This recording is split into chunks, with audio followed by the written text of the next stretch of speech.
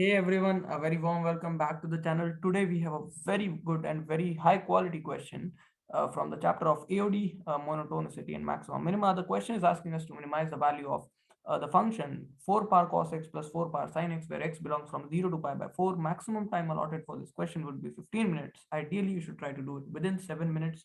So you can pause the video, give the question a try, and then return back to have a look at the correct solution. So I hope you all have tried it out. Now the answer to this question would be 5, and let us also see how to solve it. So concepts and formulas used are very simple and basic. Derivative greater than 0 implies increasing nature of function. Derivative less than 0 means decreasing nature of the function. And method of critical points and sign scheme also we should know. So let us now assume that f of x is equal to 4 power cos x plus 4 power sin x. Then clearly the derivative comes out to be this quantity.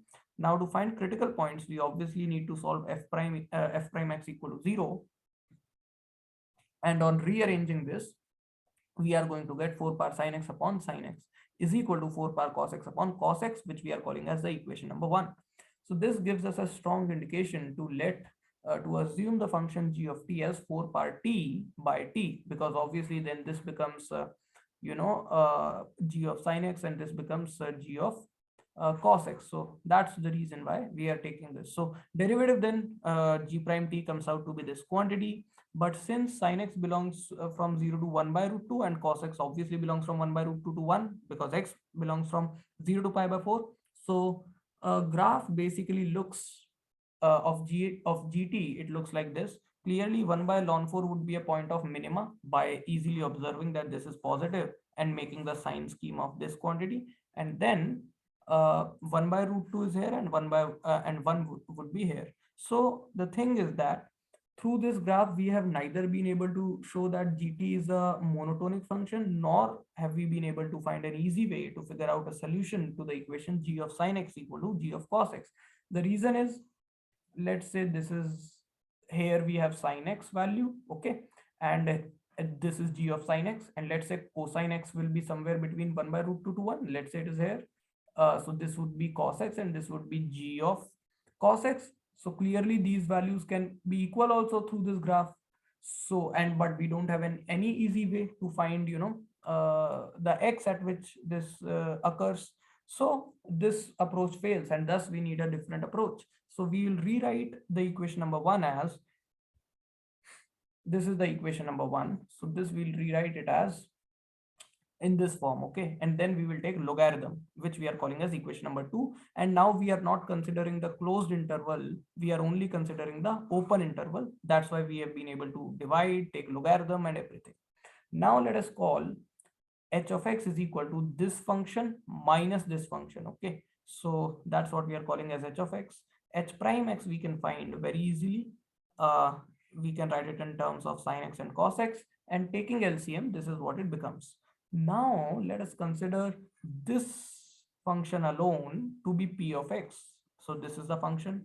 The derivative p prime x comes out to be this function, and on simplifying, this is what it becomes. So cos x minus sin x comes out common, and inside we are left with this quantity, which is obviously greater than 0 for all x in the open interval 0 to pi by 4, because cosine is greater than sin x in this interval, and this is obviously positive. So p of x is an increasing function in this interval. Now numerator h of h prime x, let us call it n of x, is obviously, it was equal to this. So it will also obviously be increasing, because n prime x, you can see that it will come out to be ln 4 into p prime x. And this is positive. P prime already we have proved positive. So n prime x will be positive. So it is an increasing function, obviously. But n of pi by 4 comes out to be this quantity, which is obviously less than 0, since we know ln 2 is approximately 0.693, root 2 is approximately 1.414. So easily you can observe this will be a negative quantity. But since n of x was an increasing function, so in this interval, n of x would have to be less than n of pi by 4, and which is less than 0, as we have already proved. So n of x would be less than 0.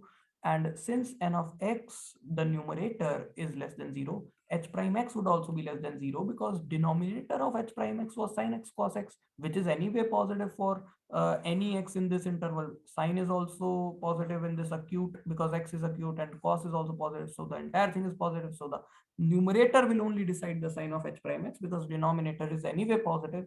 So h of x is a decreasing function, which means that h of x would be greater than h of pi by 4. Now you might say, but why are we taking pi by 4? We were only talking about the open interval. So no problem. Instead of this, you could have also written limit x tends to pi by 4 minus h of x, and that would also have anyway come out to be 0. So it is still, it really doesn't matter, you know. So h of x is greater than 0 is what we are able to observe.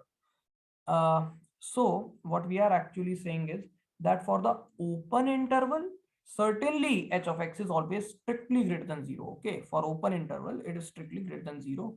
So the equation 2 will have no solution in the open interval. What was the equation number 2? The equation number 2 was basically this. Okay, so in the open interval, it certainly does not have any solution. So this does not have any solution. So f prime x equal to 0 does not have any solution in the open interval. Which we are saying 0 to pi by 4. Now what we are saying is that since there is no critical point of f of x in the interval 0 to pi by 4, because f prime x equal to 0 does not have any solution, right? And basically critical points are also, you know, they also come because of f not being defined or f prime not existing. You know, so these are also the reasons, or it is not continuous, not differentiable, something like that. But obviously in the given interval, f is continuous, differentiable everywhere. So the only way critical points could have, you know, we could have gotten critical points was through derivative being equal to 0. And clearly there are no critical points in the open interval. Now, how are we going to, so basically from 0 to pi by 4, if we don't have any critical points, so f prime 0 plus, if you find, it comes out to be greater than 0.